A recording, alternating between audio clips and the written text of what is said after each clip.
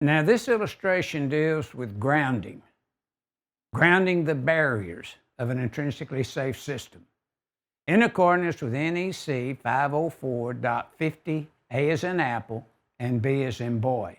Let's review the illustration and show those grounding electrode conductors coming off of the barrier. To the left of the illustration, we're grounding the barrier to structural steel. And of course, our table 250.66, 250.52A2 recognizes structural steel when the structural steel is an electrode. If the structural steel is not an electrode, then 250.104C as in car must be adhered to.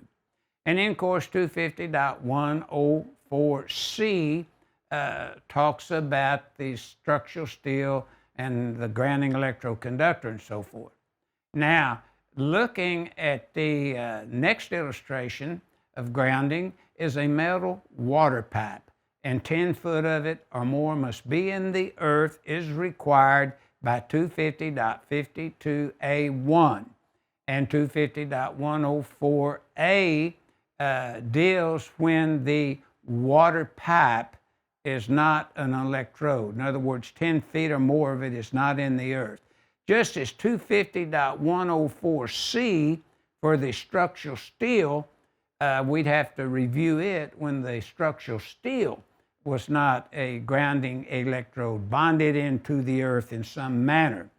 And then the one to the right of the metal water pipe is a concrete encased electrode, a CEE. And notice 250.66B sizes the grounding electrode conductor to it in compliance with 250.52A3, but the grounding takes place in accordance with 504.50A and B because this is an intrinsically safe circuit. Now, the ground ring, notice that that's 250.66C, but to qualify as a ground ring encircling the building, it has to comply with 250.52A4, and then we select the size of our grounding electrode conductor that would appropriately connect to it and ground to the grounding point of the intrinsically safe system.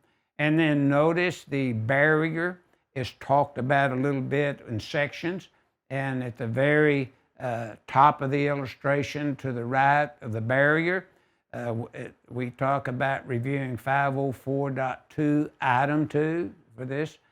We look at 504.30A1 informational note 1 and 504.30A2 for informational note 3.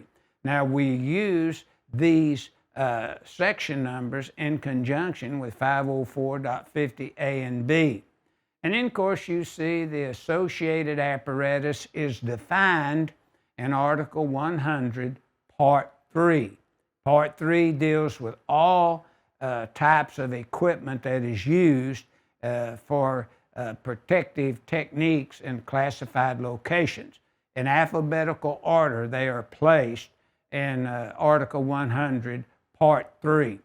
So this illustration gives you an NEC loop as well, and it talks about grounding safely intrinsically safe systems so that they will operate properly. And notice a ground rod is not listed.